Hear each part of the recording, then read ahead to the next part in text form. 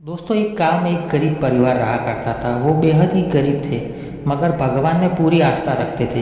एक दिन भगवान स्वयं साधु का रूप लेकर गरीब व्यक्ति के सामने प्रकट हुए और बोले, मैं तुम्हारी भक्ति और ईमानदारी से प्रसन्न हूँ। मैं तुम्हें एक वरदान देने आया हूँ। बोलो, क्या इच्छा है? तुम अपनी पसंद का एक वरदान मेरे से मांग सकते हो। वह व्यक्ति काफ़ी देर सोचने के बाद बोला, गुरुवर, मेरे घर में सभी मुझे प्यारे हैं और सभी की अलग अलग इच्छा है। मुझे एक दिन का समय दीजिए, घर पर जाकर कल बताता हूँ। साधु महाराज ने कहा, जो तुम्हारी इच्छा, पर कल तुम्हें वरदान मांगना है।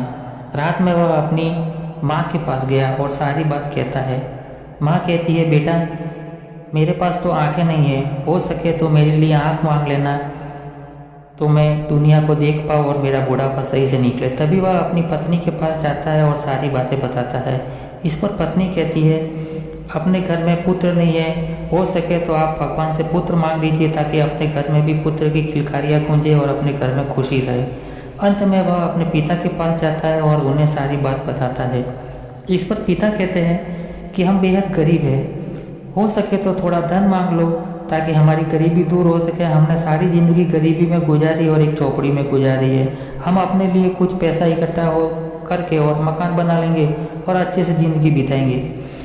अब सभी की इच्छा सुनकर वह व्यक्ति परेशान हो जाता है और सोच में पड़ जाता है कि किसकी बात मानूं और किसकी बात नहीं मानूं, क्योंकि परिवार में सभी लोग आपस में काफ़ी प्रेम भाव से रहते थे और वह किसी को भी नाराज़ नहीं करना चाहता था। वह रात में सोया नहीं और अकेला बैठा हुआ विचार कर रहा था कि सुबह होते ही वरदान मांगना है, पर क्या मांगूं।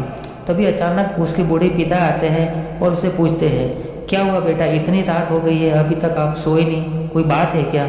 इस पर बेटा कहता है, नहीं पिताजी, कोई बात नहीं है। और पिताजी हंसकर कहते हैं, बेटा, तू छोटा था और नहीं बोल पाता था, तब भी मैं तेरी सारी बातों को समझ लेता था, और आज भी तू मेरे लिए बेटा ही है। बताओ क्या बात है? इस पर वह व्यक्ति अपने पिताजी को परेशानी बताता है और कहता है, पिताजी, मुझे कल वरदान मांगना है, और मैं क्या मांगूँ? माँ के लिए आँख मांगूँ, पत्नी के लिए पुत्र मांगूँ, या आपके लिए धन मांगूँ? पिताजी कहते हैं, मुझे थोड़ा समय दो और तुम सो जाओ, सुबह बताता हूँ क्या मांगना है नहीं मांगना है, इसलिए आप अभी सो जाओ, निश्चिंत होकर सुबह मुझसे मिलना। वह व्यक्ति पिता पर भरोसा करके सो जाता है। सुबह होते ही पिताजी आते हैं और कहते हैं, बेटा, तेरी समस्या हल हो गई। वह व्यक्ति काफ़ी प्रसन्न होकर कहता है, पिताजी, जल्दी बताओ क्या वरदान मांगूँ। पिताजी उसको सारी बात समझाकर भेजते हैं। व्यक्ति फिर से स्नान करने जाता है और सूर्य को जल चढ़ा रहा होता है। तभी वह साधु महाराज वहाँ आते हैं और बोलते हैं, आज आपको एक वरदान मांगना है, बोलो जल्दी से। तभी वह व्यक्ति कहता है, मेरी माँ मेरे बेटे को सोने के पालने में झूलता हुआ देखना चाहती है, बस मुझे यही एक वरदान चाहिए। दोस्तों, एक ही वरदान में तीनों की इच्छा पूरी हो गई। उसकी माँ उसके बेटे को सोने के पालने में झूलता हुआ देखे, मतलब उसकी माँ की आंखें आ गई और बेटा भी मिल गया और सोने का पालना तो धन भी मिल गया। दोस्तों, इसीलिए कहते हैं, बड़े बुजुर्ग बड़े नायाब होते हैं, कभी वक्त मिले तो इनके पास भी बैठ लिया करो।